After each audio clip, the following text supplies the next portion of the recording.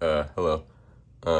My name is Ishimbachi, and I did my disease project on multiple sclerosis.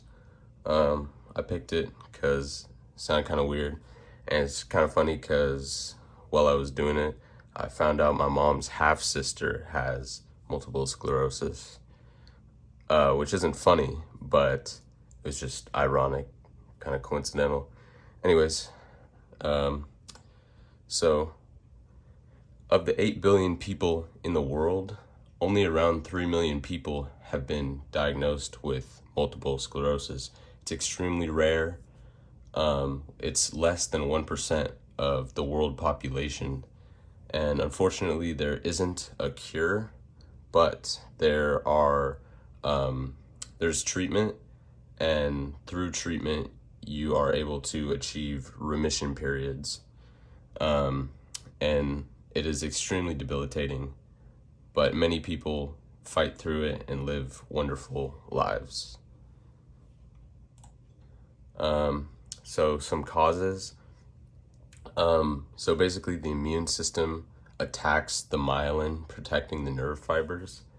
And what the myelin is, it's like, for an example, it's like, imagine the nerve fibers are the wire and the myelin is the insulation.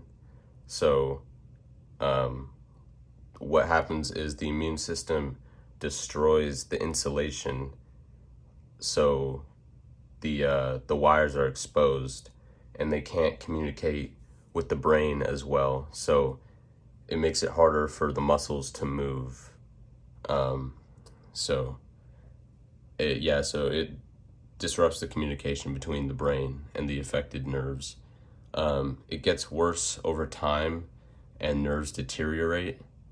And if it is continuous, then they can't heal themselves and it will become permanent. It's unknown why the immune system does this. And MS, it can cause vision problems, trouble with speech, muscle stiffness or spasms, paralysis, and many others. And there's data that shows that people with relatives with MS have a higher chance of developing the disease as well, but there isn't any known percentage of how much that increases your chances. So this is just an image, couple images of what healthy myelin looks like, compared to the destroyed one, where you can see the nerves are out and they get injured. So some signs and symptoms. Not all people have the same symptoms. And there are general symptoms like numbness, weakness in limbs, vision problems, tingling or pain in parts of the body. And then there are some general signs like slurred speech, tremors, coordination issues, that type of stuff. And over time, symptoms get worse and more extreme until remission periods. And since there are so many different possible signs and symptoms, it's misdiagnosed sometimes. Like it's mistaken for things like a stroke, general nerve damage from various things, like a vitamin B12 deficiency, Parkinson's, stuff like that, stuff that affects your muscles and motor functions. So I thought that was kind of interesting. So yeah, there's just a couple more pictures of just what some signs and symptoms might be, things that doctors are looking for, things that you could look for. It's a lot of it is muscular, and it affects your whole nervous system, really, if nerves are damaged. So treatment and prevention. MS doesn't have a cure. It's treatable though, and remission periods are achievable. And basically what a remission period is a time where the signs and symptoms of the disease have like lessened in frequency, and it might seem like you don't have the disease at all during these periods, and they can last for years, but unfortunately the symptoms will come back, sometimes worse than they were before. And that's why the disease is so difficult to live with, because it's so debilitating. It could basically pop up at any time in the patient's lives, so it really sucks. Treatment consists of like physical and speech therapy, different types of steroids, exercise, and like other medicines. There's no specific way to prevent it, and that's mostly because it's unknown why the immune system attacks the myelin. Like, they know how it attacks it, but they don't know why. And since they don't know why, they don't exactly know how to prevent it. There are certain risk factors that can make you more aware of your predetermined chances of getting it, but or of developing it, but you can't really do much about it. One general fact is that women are much more likely to get it than men. They have like around a 70 to 75% of all cases, while men have like 25 to 30%.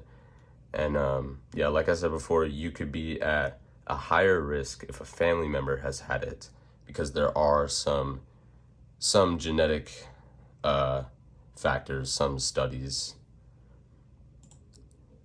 So these are just some treatment medicines that I'm not going to try and pronounce. They're just for, different things. Like it says difficulty walking, and then they have a medicine for that. They have a medicine for a lot of things, but exercise and home treatment is just as important, and it helps people get to these remission periods. So most people don't die from MS. Like, they would die from like a different type of disease, but MS made it worse. Like, for example, if they had a really bad case of the flu or some other type of sickness, their body might not be able to handle it because it's already been weakened by multiple sclerosis. And it's especially true if they're already old, because already their bodies would already like have a hard time dealing with it. Most people with MS live around 7 years less than the average age, so it's not terrible. And the most common form is relapsing remitting multiple sclerosis. Around 85% of cases have it. Within 20 years, 50% of cases with relapsing remitting MS also will develop secondary progressive MS, which is much worse. And 15% of multiple sclerosis patients have primary progressive MS, which is the worst. So these are just some stats of what most people go through and feel with the disease over time. You can see that some of the higher percentages are walking difficulty and numbness, tingling, vision problems, a lot of stuff that has to deal with your muscles. It affects badly. And even in some circumstances, if it's really bad, you can become paralyzed in certain places. So that's really bad too.